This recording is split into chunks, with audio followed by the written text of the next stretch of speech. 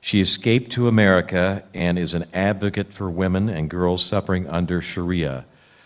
Some of these women and girls are suffering under Sharia right here in the United States.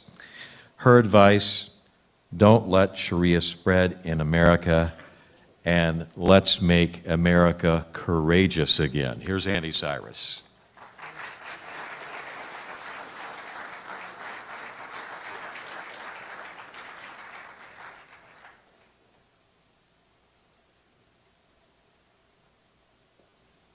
Hi.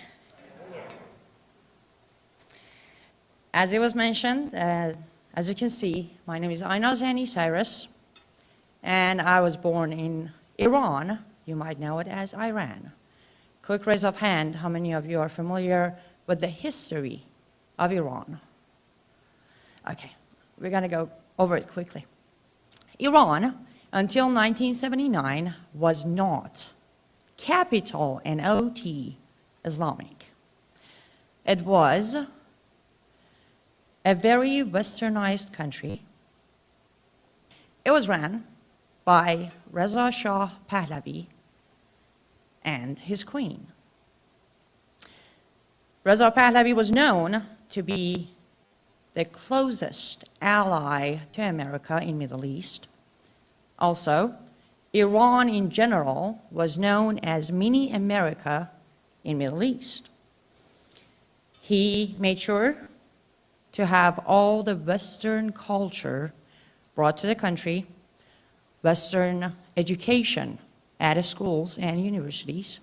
He was very picky to have equal rights for man and woman. What you're looking at right now is a cover magazine of a magazine named Woman of the Day. So women had their own magazine, and that picture is the very last year that we actually had the beauty pageant Miss Iran. These are the lovely ladies who were on that competition. And also, Iran was known to be Israel's ally in Middle East, only ally. In 1979, there was a revolution in Iran, and the Shah of Iran decided to temporarily step down until things would be sorted out. So he left the country on a vacation and put together a temporary government. A man named Ayatollah Khomeini came along and hijacked the country. We went from this completely to this. That is Ayatollah Khomeini with his family. He came along and he promised the people of Iran free housing, free gas, free electricity. Does it sound familiar by any chance? I know, when I watch Bernie Sanders, I'm like, oh my God, deja vu.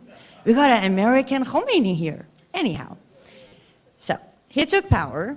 What he did, the first thing he did was get rid of the Constitution of Iran, which, for those of you who may not know, was the mirror image of American Constitution minus the Second Amendment. Khomeini ruled the country for a couple of years and died, and Supreme Leader Khomeini took power. That is the current Supreme Leader of Islamic Republic of Iran. And just in case if you're wondering, that Photoshop work was not by choice. There's not a single picture of Khomeini and his wife together. So I had to literally Photoshop them. So you can take a look at our administration. And yes, I am blushing because I am ashamed. It's hard to go from that royal family to this. On top of that, the country went to complete Sharia constitution, meaning the constitution, laws in the country come from Quran, words of Allah, Sunnah, life of Muhammad, and Hadith, stories told by those who lived with Muhammad when he was alive, dealing with situation under different circumstances. The first thing they did was they dropped the rights of women in the country into almost nothing. So our women started to be that. Younger generation, kind of looking a little less covered. They took away the right to freedom from women. They took away the right of having a job, having a driver license, having a passport, traveling, buying property, owning business, choosing their husband. Unless they have a male guardian to give them a written authorization, then they could have all of the things I just mentioned. Another law they made was when you wear the hijab, it has to be black, head to toe. If you break the law, you will be arrested, just like those young ladies having a little bit of a color on their pants are arrested and being transferred to prison. Or if you go too much of a color, you will definitely be dragged on the street, put in a van, and taken to detention center. So, lucky me, I was born after the revolution, so I was born into that. And on top of that, I was also born to a father who was a sheikh, which is an Islamic leader, a step higher than imam, and also a mother who was a Quran teacher. So I will just say this for the record. Anything I cite from Quran, it was basically forced into my head and kind of sort of never left, which is bad news. I was about 7 years old and I was getting ready to go to school. I was very excited. I love school to this day. If somebody would say, hey, there's a free school, I would go.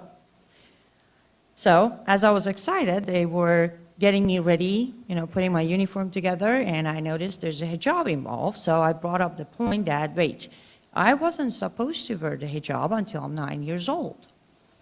My mother's explanation was, well, you have 2 years to wear the hijab until you master it, be comfortable with it, so when it is required, you can easily wear it. However, for now, you just wear it at school. When you're at home or outside, you don't have to wear it. Before school, it is mandatory to wear it.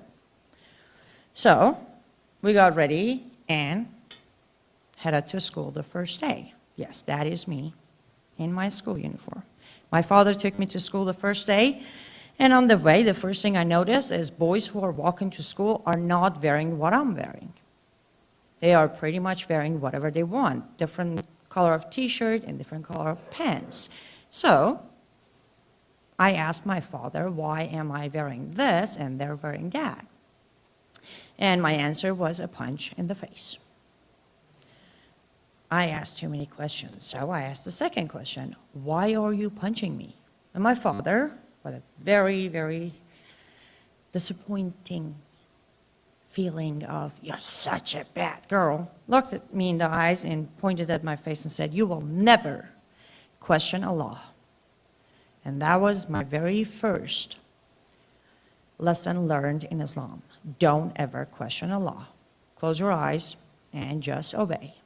Fast forward, I was 9 years old, got invited to an event from a school, which was called, translated to English, Requirement Day. And I went home, took the invitation card to my family. They were very happy, they were very excited, and they started to prepping me for the event. The first step was I had to memorize and master my prayer, which is 5 times a day. I was raised a Shia Muslim, 5 times a day prayer, and I got my very first red flag about Allah on that very day, because I was told I have to learn the prayer in Arabic. So I'm standing there, 9 years old, I'm like, wait a minute, you told me Allah created me and you and everybody else, and this whole beautiful planet belongs to Allah, but He can't be bilingual, so I have to be bilingual? Okay, I'll take the credit. So mastered the prayer, mastered call to prayer, and then after that, I mean, ladies in this room, you get what I'm saying. You're 9 years old. What am I going to wear? They brought up they brought out what I was going to wear. And this is me with my father ready to go to that event. Yes. A full burqa covering my entire body. It was all the way down to my ankle. And well, it was white and there were some flowers involved, so I guess that counts. We got ready and we went to the ceremony. It was supposed to be a ceremony. We got there and the room is filled with 9-year-old girls. Some of them, obviously, I know because they're from my school. Some of them, I have no idea who they are. So we went ahead and they basically lined up all the parents against the wall in the middle of the room. We all sat down. A mom came up and started preaching, citing Quran and praising Muhammad and how Islam is this and that and the whole 9 yards. And then when he was done with all of that, he went on and said, all of you girls in this room, starting now, under Sharia, are officially a full adult woman. He went on to saying, you are responsible for your actions. You will face consequences. You will follow, you will obey Sharia, you will follow Muhammad, and you will die, and if needed, kill in the name of Allah.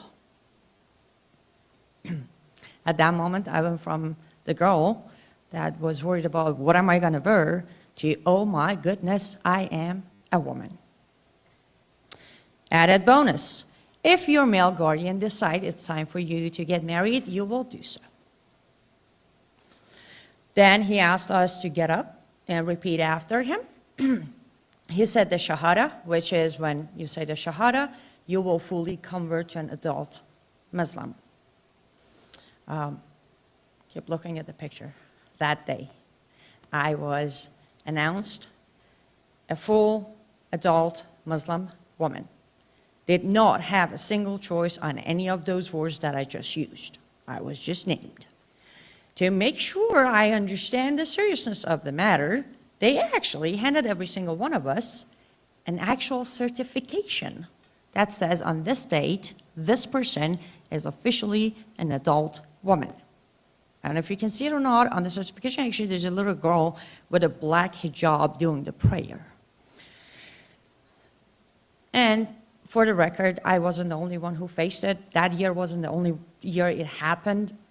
Every single year in Iran and Pakistan and Afghanistan, parts of India, generally Islamic countries, this day happens to every single 9-year-old girl. To all of them, every year, they will be crushed from personal experience. They will be crushed because they will be announced an adult woman. So, now why do you think I was called an adult woman at age 9? I'll tell you why. Raise of hand quickly. Anybody familiar with Aisha? Muhammad, anybody familiar with Muhammad? Prophet of Islam. Muhammad had 11 wives at the same time. His very favorite wife was named Aisha. Aisha was 6 years old when Muhammad married her, and she was 9 years old when he consummated the marriage. Therefore, I was called a woman at age 9, thanks to Muhammad. Anyways, being an adult woman, responsible for my own actions, facing consequences, I managed to get myself arrested over 12 times, lashed over 100 times, raped over I don't know how many times, by the time I was getting close to my 14 years old teenager. Crimes I committed were things that every single normal teenager does. I had nail polish on. I went to a party when boys and girls were dancing and singing. I accidentally showed hijab from the back of my hair. And on and on, you know, I was singing publicly, and honestly, I didn't even notice my voice is that high or loud. Crimes like that landed me in prison and bought me lashes. By the time I was getting close to my 14, my father, the sheikh, was very upset with the fact that I was bringing too much shame and attention to the family. So he decided it is time for me to be someone else's problem. He decided to marry me off. I became a child bride before I even turned 14. In return, he received $50, actual American dollars, and opium for a month of his personal usage. As much as my father was a sick man with no soul, I think I have the right to say that, right? Yeah. However, there was a reason that he did what he did, and he got away with it. And that is chapter 4 of Quran, verse 3, where it says, if you fear, you will not do fair or fairly with orphan girls, then marry of other women that seem good to you, 2, 3, or 4. But if you fear you will not deal with them justly, then only marry 1, or your sex slaves. This is more likely to make you avoid bias.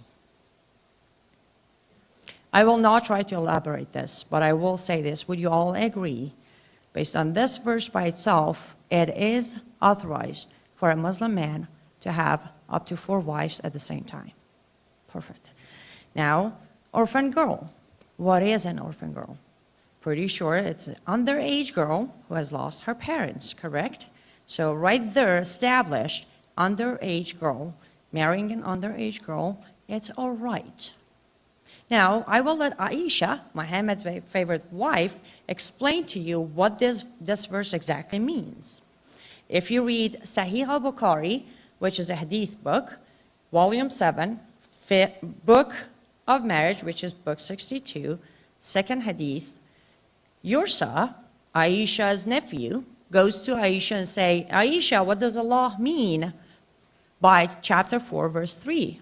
Aisha says, oh, my nephew, this verse has been revealed in connection with an orphan girl under the guardianship of her guardian who might be attracted by her wealth or beauty and intend to marry her. With a mehr is a marriage money in Islam. You pay and buy your wife. With a mehr less than what other women of her standard deserve. So they, such guardians, have been forbidden to marry them unless they do justice to them and give them their full marriage money, and they are ordered to marry other women instead of them. I will quickly make this a little simple. An orphan girl under a guardianship of a guardian, the guardian is attracted to her by her beauty or wealth right there and then. Oh my God. However, because it's Islam, he decides to marry her. If he is not willing to give her equal money as other women of her standard, he can marry her. But if he's going to pay the same money, he is good to go. To this day, I haven't decided which one makes me more sick. The fact that you can be attracted to a little girl, or the fact that it's just a matter of money. You pay enough, you get the product. Based on that, my father was allowed to sell me for a money that would satisfy him. And the law of the country I was born in, Civil Code of the Islamic Republic of Iran, Book 10, Chapter 1, says the age of majority for boys, it's a note, is 15, and for girls is 9. So I wasn't even an underage girl when he sold me. So the problem was even solved right there. As soon as I turned 9, it was okay to sell me. However, just so you know, in Civil Code of the Islamic Republic of Iran, Book 7, Chapter 2 does say marriage before the age of majority is prohibited. However, marriage before puberty by the permission of the guardian and on condition of taking into consideration the ward's interest is proper. So even if I was underage, my dad could still sell me because he was my guardian. And please, if you like to take note of all these so you can confirm that I didn't just type things up and make them up, do so.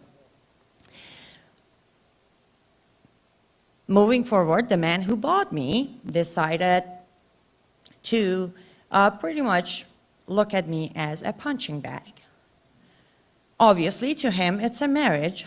So my life after that was either he was raping me or he was beating me.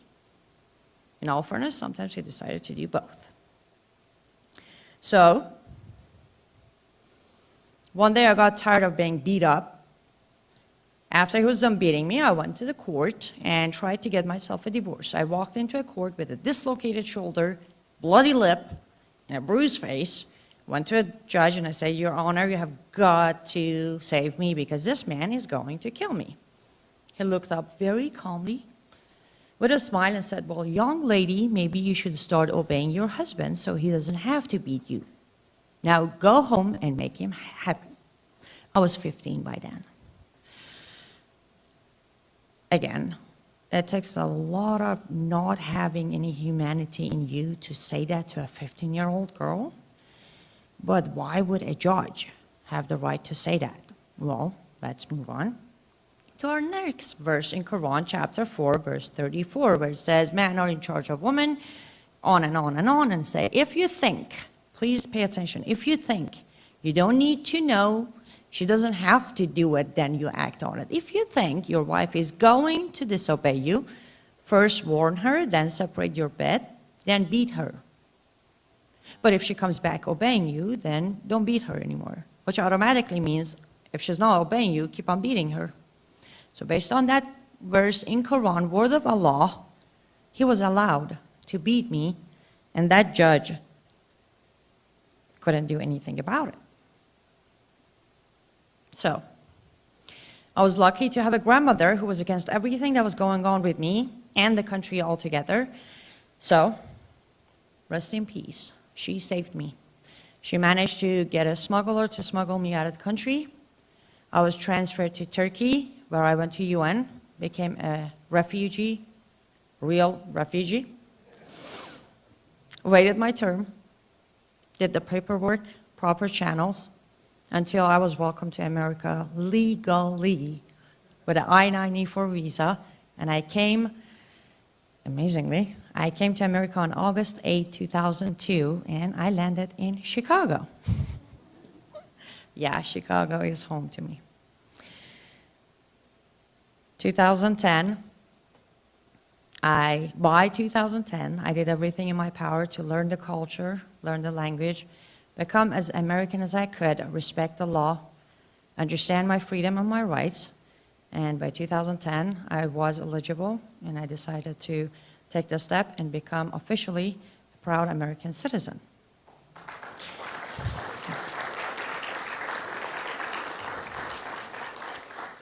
And from there on, I decided to start speaking out. Because I survived, millions didn't. And I realized victims left behind one side of the story. There are future victims right here that I call my fellow Americans. If I don't come out here, if I don't tell you what happened to me, why it happened, what's happening to other Muslim girls, and why it's okay for it to happen, you will never know what you're facing. We have a lot of women here who are marching the streets asking for equal rights. I normally ask them, what is the right you're missing? Because I'm pretty sure you have every right a man has in this country. Now, if you choose not to practice your right, that's a different story. But I already gave you a few verses of Quran on how a woman is treated under Islam, including Islamic Republic of Iran. But basically, as a woman under Islam, you are counted as a half of a man, completely a half.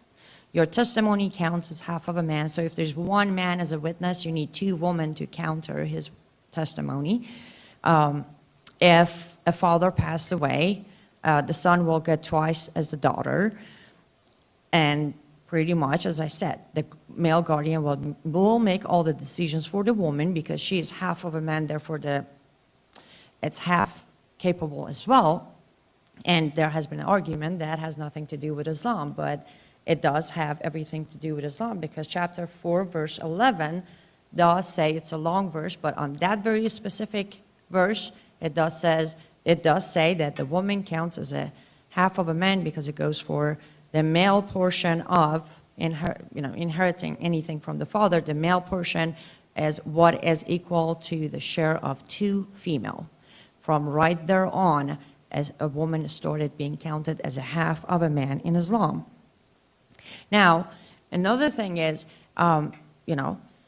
we have a rape culture here in America, okay? First of all, rape isn't a culture in America. Rape is a tragedy that happens everywhere because we have rapists everywhere. However, in America, when a rape happens, a victim can go file charges. When the rapist is arrested, he will face consequences, correct? So there's justice served. In Islam, if you're raped, you will be killed as the victim. Reason for that is because in Islam says, those who commit unlawful sexual intercourse of your woman, bring upon them 4 witnesses, and then pretty much punish the guilty woman. Note that on the verse, just punish the guilty woman. Lock her up until she's dead. Now, when you're raped, you need to bring 4 witnesses to prove rape. Well, you can't, correct? When you don't, you right there and then admit it to committing adultery, because that rape will turn into you having sexual intercourse with your rapist. There is no need for witnesses because you just confessed to it yourself. Therefore, you will be punished by death. Therefore, under Islam, rape does not exist. Another thing you hear in America a lot, hijab is not mandatory. Hijab is a choice. You know, I can wear it, I can remove it if I want to. In all reality, yes, it is a choice, because in Islam it says either wear the hijab or be raped. So you do have the choice technically, but I don't call those much of a choice. Now, on chapter 24, verse 31, as long as it is, you don't need to read it, but it does basically mention specifically to tell the believing woman to wrap part of their head cover down to their chests. So hijab isn't about modesty. Hijab isn't about wearing some sort of, baggy clothes so your curves aren't showing. No, hijab specifically is to wrap your hair and your neck and the rest of your body, show your face and your hands. That is chapter 4, verse 31. Now it goes further in Quran and brings up the secondary verse, chapter 33, verse 59, where it says, "O Prophet, tell your wives," very important here. It's not tell your wives, "and your daughters and believing women to wear their hijab," or here it says, to wear their garment loose, "so they will be known and not be abused." So here is where the choice comes in. Wear your hijab so you're known as the Muslim woman. If not, you will be abused. These are the choices as far as the hijab goes. Now, all of this, my story, pastime, you all have the right to say, well, they're getting modern and they're not doing it so much. So I would like to share some of the recent victims of Islam in Iran. Oh, there we go. I want you to meet Shaparek. Shaparek recently was involved in the revolution that's going on in Iran, and she was one of the very first women who removed her hijab publicly on the streets of Iran and said no to hijab. She was sentenced to 20 years prison time for removing her hijab. Thankfully, she was able to escape the country. She is safe, she is out. But many other women, 37 other women who were arrested with her, are all going to spend 20 years of their life as prisoners for removing their hijab. Then comes Maade. She is a 17 years old teenager who recently has been sentenced to 2 years prison and 80 lashes. Her crime? She danced in her bedroom, made a video of it, and put it on her Instagram. And when I say dance, she wasn't strip dancing. She was dancing to a traditional Persian song and doing a traditional Persian dance. So she is going to face 80 lashes and 2 years in prison as a teenager, 17 years old, because she wanted to be happy. She wanted to enjoy some music and some dance. Now it gets more painful. Very recently, this news actually is from yesterday that I received. Meet Maryam Faraji. She is a civil rights activist, human rights activist. She actually worked with me on many of the rescue cases. I've known her personally. And she was recently sentenced to 2 years, 3 years prison, 2 years banned from exiting Iran. And that was because she was part of the group of 5 women who started the White Wednesday in Iran, which was equal right for women. Unfortunately, her body was found last night, and she was burned completely. So, all these faces.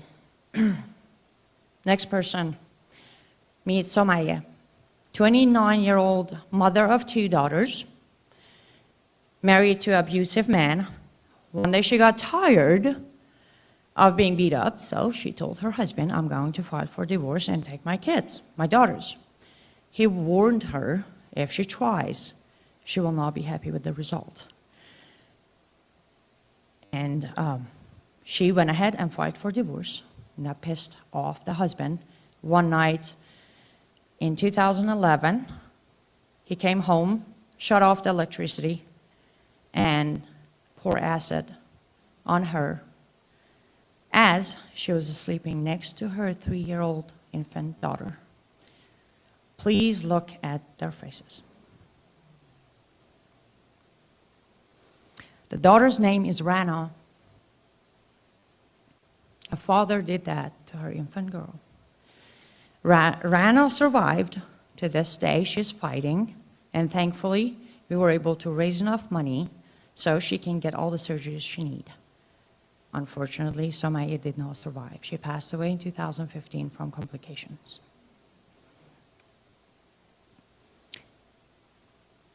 All of this sanctioned by Allah, committed by Muhammad. In Quran, over 91 verses says, Muhammad is a perfect example of a man, and you shall follow his footsteps. Muhammad did all of this. So, Muslim men are allowed to do it. Do I say all of them do them? No, absolutely not. However, what we did here for you is we left a bowl of M&M at the exit door. There's one for everybody. We just mixed about 5 or 6 poisonous ones in there. God help yourself when you're leaving this building. Now, everyone I talked about, including myself, suffered in Islamic countries, right? Let's talk about Sharia in America, because a lot of people think Sharia isn't here. Yes, it is. There has been a research, many research, but this one was commissioned by the U.S. Department of Justice. And they find out there are 4 types of honor violence going on in America, including forced marriages, honor-based domestic violence, honor killings, and female genital mutilation. Based on reports, 23 to 27 honor killings are taking place per year in America. Those are only the reported ones. Imagine the number of those that are not reported. Every girl that goes missing never comes back somehow. Oh, she went back to Middle East to meet family, but she decided to not come back ever. Are you familiar with Said sisters? Anyone in this room Said sisters? Raise of hand. Okay, 2 people. So I want you to meet Said sisters.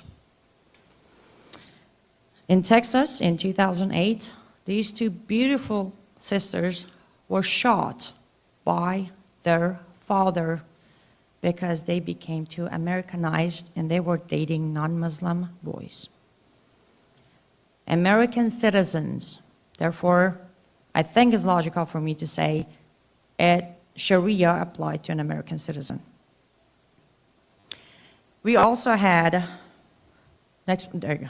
We also had in 2009, Miss Hassan. She was killed by her husband because she pretty much failed to be an obeying, devoted Muslim woman. There are so many more. If you look up, go to jihadwatch.org, there's a long list of victims of honor killing here in America. Then, female genital mutilation, one of the most horrifying crimes sanctioned under Islam, is now in America, ladies and gentlemen. Take a look. This is Dr. Nagrava. She has been performing female genital mutilation to Muslim girls in, you want to take a guess? Michigan. Some of the girls were brought from Minnesota, cross-border to Michigan, so she could perform female genital mutilation on her. Right here in America, again. There was a study in America in 2013, and again, please keep your eyes on the screen. I know it's hard, but you need to look at these faces. You need to know what is going on in this world by hands of Sharia. So in 2013, there was a research, again, in America, where it says, estimated 500,000 women and girls in the United States have undergone the procedure of female genital mutilation or are at risk of female genital mutilation.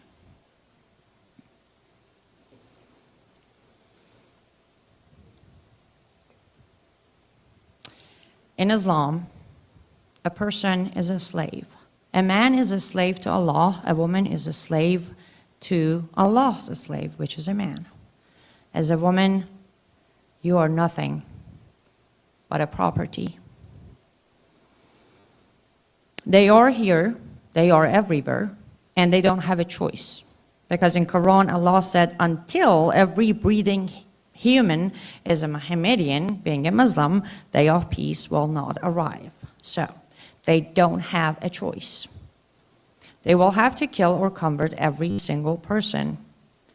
So, good or bad, by choice or not, at the moment, our number one enemy is Islam.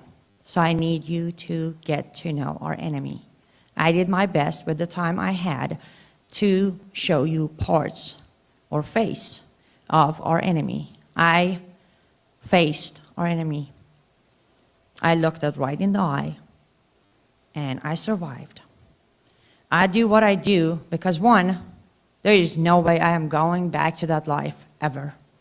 Two, I was saved by America, and I know many other survivors who were saved by America. So in a way, it's my turn to return the favor. And using my knowledge and life experience, I need to save her. And all I'm asking you is please get behind me, be Americans, and fight for her because she is well worth the fight. With that being said, God bless you and God bless America.